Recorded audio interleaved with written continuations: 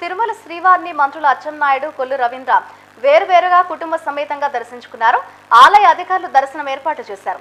దర్శనం అనంతరం రంగనాయకుల మండపంలో వేద పండితులు వేద ఆశీర్వాదం అందించగా టీటీడీ అధికారులు తీర్థ ప్రసాదాలు అందించారు. శ్రీవారిని కుటుంబ సమేతంగా దర్శించుకోవడం ఆనందంగా ఉందని, అందరూ బాగుండాలని కోరుకున్నానని మంత్రి రవీంద్ర తెలిపారు. సీఎం చంద్రబాబు రాయలసీమ ప్రాంతంలో అభివృద్ధి పనులకు శ్రీకారం చుడుతున్నారని, రాష్ట్రాన్ని సస్యశ్యామలం చేయడం కోసం పోలవరం బనకచెర్ల కార్యక్రమాన్ని ప్రారంభించారని పేర్కొన్నారు.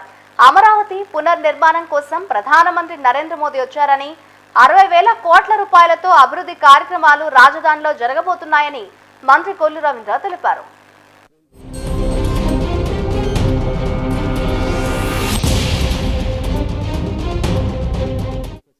శ్రీ వెంకటేశ్వర స్వామి వారి దర్శనానికి సకుటుంబ సమేతంగా రావడం జరిగింది.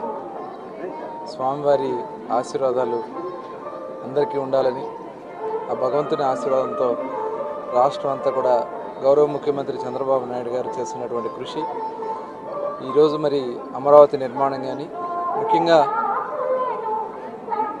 ఈ రాయలసీమ ఏరియాలో కూడా ముఖ్యమంత్రి గారు చాలా అభివృద్ధి కార్యక్రమాలకు శ్రీకారం చుడుతూ ఉన్నారు.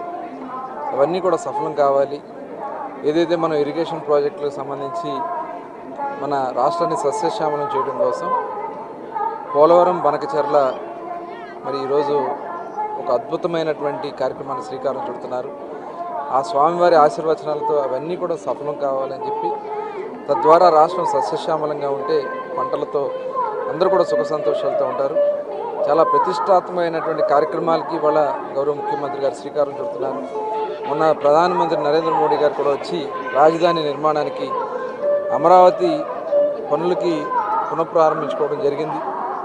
దాదాపు 60,000 కోట్ల రూపాయల పనులు, ఆ నిధులన్నీ కూడా అమరావతి స్వయంగా తెచ్చుకుంటా ఉంది.